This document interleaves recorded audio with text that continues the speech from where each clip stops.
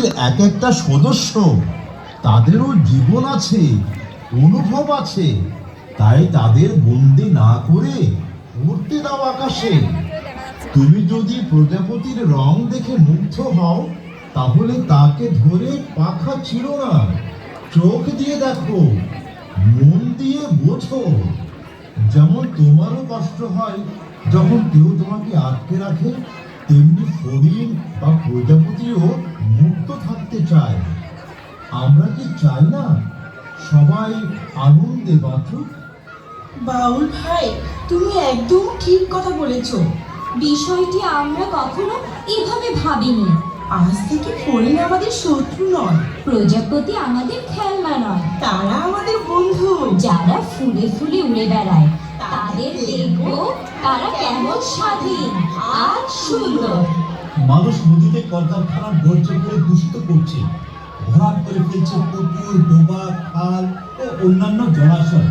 কিন্তু এই নদী না বাঁচলে তোমরা আমরা কেউই বাঁচবো না। মানুষ বনের গাছগুলো কেটে নিয়ে যাচ্ছে, বন উজাড় করে দিচ্ছে। পাহাড় কেটে কেটে মাটি নিয়ে যাচ্ছে, পাহাড় টিলা সব সমতল করে দিচ্ছে। এভাবে চললে পরিবেশ নষ্ট হয়ে সবার জীবনে মহাবিপদ নেমে আসবে। বন্যা, খরা, ভূমিধস বেড়ে যাবে। কলকারখানা এবং এই ভাটার ধোঁয়া বায়ুকে করছে দূষিত। এর জন্য সবার রোগ ব্যাধি বেড়ে যাচ্ছে। বলো কি তোমরা, এ তো সাংঘাতিক ব্যাপার। আমরা তো এভাবে চিন্তা করিনি। কি সব দুঃসংবাদ! তাহলে তো আমরা কেউ নিরাপদ নই। এখনই পরিবেশ দূষণ বন্ধ না করলে, প্রতিবাদ না করলে, রুখে না দাঁড়ালে আমরা কেউ বাঁচবো না। এই জন্য আমাদের সবাইকে এক হয়ে কাজ করতে হবে, তাই না? অবশ্যই। আমিও একমত।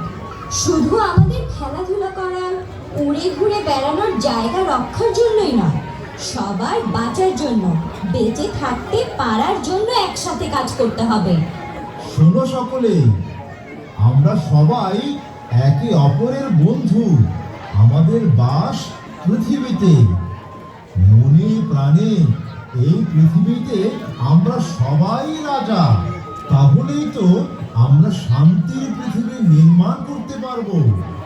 চলো, গানে গানে এই কথাটি সকলকে জানাতে হবে।